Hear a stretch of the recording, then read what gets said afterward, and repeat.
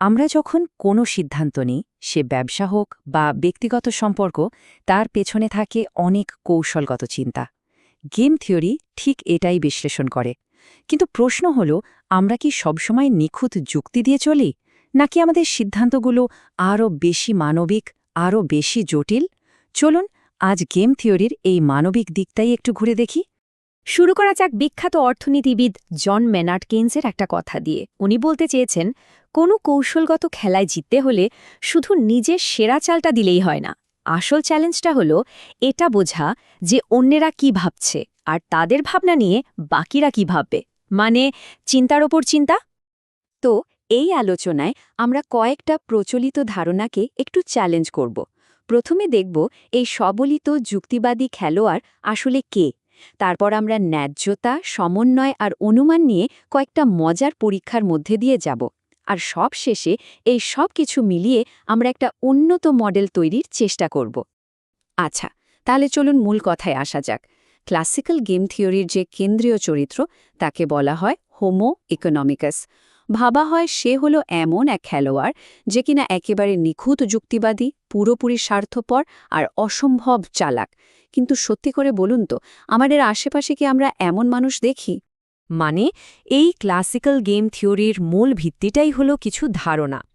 যেমন খেলোয়াড়রা সবসময় শুধু নিজেদের লাভটাই বড় করে দেখবে, আর অন্যরা কি চাল দেবে সেটা একেবারে ঠিকঠাক অনুমান করতে পারবে।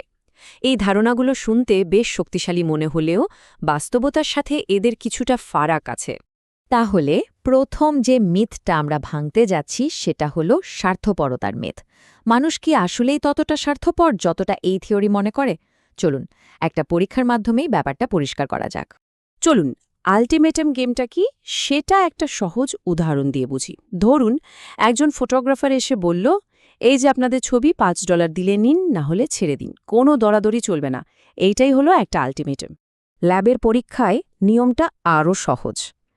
দুজন খেলোয়াড়কে $10 দেওয়া হলো ভাগ করে নেওয়ার জন্যে।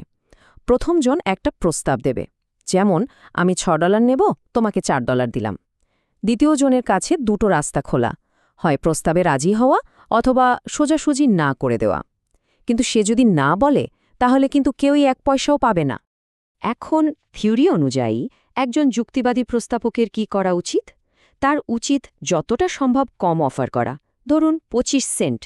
কারণ একজন যুক্তিবাদী প্রতিক্রিয়াকারীর কাছে কিছুই না পাওয়ার থেকে 25 সেন্ট পাওয়াও তো ভালো। কিন্তু একবার ভাবুন তো, যদি কেউ এই প্রস্তাবটা পায়, সে কি এটা সত্যি সত্যি মেনে নেবে?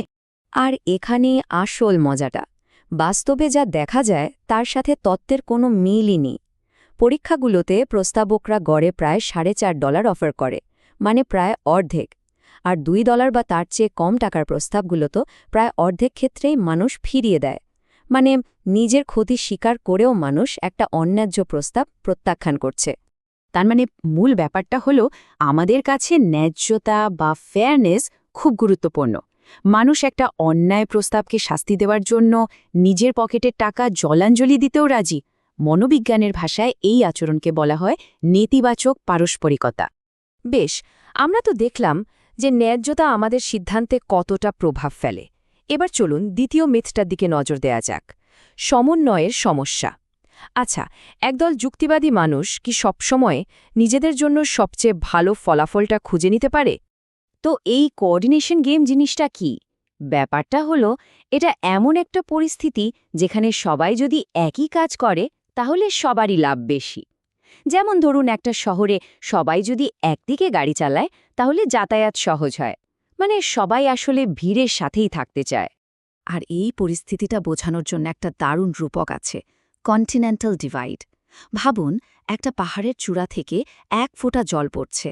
সেটা যদি 1 ইঞ্চি এদিক ওদিক হয়, তাহলে হয়তো দুটো ভিন্ন মহাসাগরে গিয়ে পড়বে। ঠিক তেমনি একটা দলের খুব ছোট্ট একটা প্রাথমিক পছন্দ তাদের একেবারে ভিন্ন একটা ফলাফলের দিকে নিয়ে যেতে পারে। একটা পরীক্ষায় দেখা গেছে অনেকগুলো দল এমন একটা পদ্ধতিতে আটকে পড়েছিল যেখানে তাদের গড় আয় ছিল মাত্র 60 সেন্ট।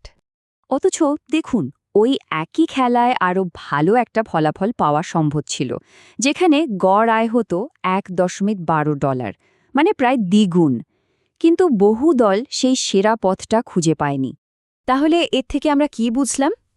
বুঝলাম যে ইতিহাস বা শুরুর অবস্থাটা খুব গুরুত্বপূর্ণ।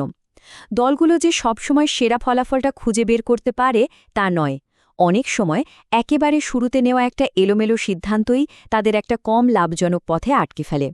এবার আসা যাক আমাদের শেষ মিথ বা পৌরাণিক কাহিনীতে। এটা হলো অতি যুক্তির ধারণা। আমরা কি সত্যিই এমন মাস্টার স্ট্র্যাটেজিস্ট যে অসীম ধাপ পর্যন্ত চিন্তা করতে পারি? চলুন আর একটা খেলা খেলা যাক। 0 থেকে 100-র মধ্যে একটা সংখ্যা ভাবতে হবে। যে জিতবে তার বেছে নেওয়া সংখ্যাটা হবে খেলায় অংশ নেওয়া সবার বলা সংখ্যার গড়ের 70% সবচেয়ে কাছাকাছি। এখন প্রশ্ন হলো, কোন সংখ্যাটা বেছে নেওয়া উচিত? আসুন একটু ধাপে ধাপে ভাবি। যদি সবাই যা খুশি একটা সংখ্যা বলে, তাহলে গড় হতে পারে 50, তার 70% হল 35। কিন্তু যদি সবাই এই একই যুক্তি দিয়ে 35 ভাবে, তাহলে তো গড় হবে 35, আর আপনার বলা উচিত তার 70%, মানে প্রায় 25। এই যুক্তি তো চলতেই থাকবে, তাই না? ক্লাসিক্যাল গেম থিওরি অনুযায়ী এই যুক্তির একেবারে শেষ মাথায় গিয়ে যে উত্তরটা পাওয়া যায় সেটা হলো 0, কারণ একমাত্র 0ই এমন একটা সংখ্যা যার নিজের 70%-এর সমান। কিন্তু বাস্তবে কি হয়? মানুষ কি সত্যি 0 বেছে নেয়? একদমই না। এই যে দেখুন, প্রথম রাউন্ডে বেশিরভাগ মানুষের পছন্দই কিন্তু 21 থেকে 40-এর মধ্যে ঘোরাফেরা করে। কেউ হয়তো 1 ধাপ চিন্তা করে, কেউ 2 ধাপ, কিন্তু প্রায় কেউই অসীম ধাপ পর্যন্ত যায় না। এর থেকে এটাই পরিষ্কার যে আমাদের যুক্তির একটা সীমা আছে। আমরা আসলে গড়ের চেয়ে 1 ধাপ এগিয়ে থাকতে চাই, অসীম ধাপ নয়। সত্যি বলতে এই খেলায় 0 বেছে নেওয়াটাই বোকামি, কারণ আসল উদ্দেশ্য তো খেলাটা জেতা, গেম থিওরির যৌক্তিক বিশুদ্ধতা প্রমাণ করা নয়। তাহলে এতক্ষণ আমরা যা দেখলাম তাতে এটা বেশ স্পষ্ট যে ক্লাসিক্যাল গেম থিওরি মানুষের আচরণের পুরো ছবিটা তুলে ধরতে পারে না। আমাদের এমন একটা মডেল দরকার যা আরও বেশি মানবিক, আরও বাস্তবসম্মত। আর ঠিক এখানেই আসছে আচরণগত গেম থিওরির ধারণা। এটা ক্লাসিক্যাল তত্ত্বের সাথে মনোবিজ্ঞানের বাস্তবতাকে মিলিয়ে দেয়। এটা ন্যায্যতা, আমাদের সীমিত চিন্তাভাবনা আর শেখার মতো মানবিক বিষয়গুলোকে হিসাবে ধরে, যা আমাদের বুঝতে সাহায্য করে যে মানুষ আসলে কিভাবে সিদ্ধান্ত নেয়। আজকের পুরো আলোচনা থেকে আমরা 3টে জরুরি শিক্ষা নিতে পারি। প্রথমত, ন্যায়াত্মতা আমাদের জন্য খুব শক্তিশালী একটা চালিকা শক্তি। দ্বিতীয়ত, আমাদের অতীত বা ইতিহাস আমাদের ভবিষ্যতের পথকে তৈরি করে দেয়। আর সবশেষে, আমাদের কৌশলগত বুদ্ধি থাকলেও তার একটা সীমা আছে। খুব সহজ করে বললে, আচরণগত গেম থিওরি এটা নিয়ে মাথা ঘামায় না যে একটা আদর্শ মডেলে খেলোয়াড়দের কি করা উচিত, বরং মানুষ বাস্তবে কি করে সেটাই এর গবেষণার মূল বিষয়।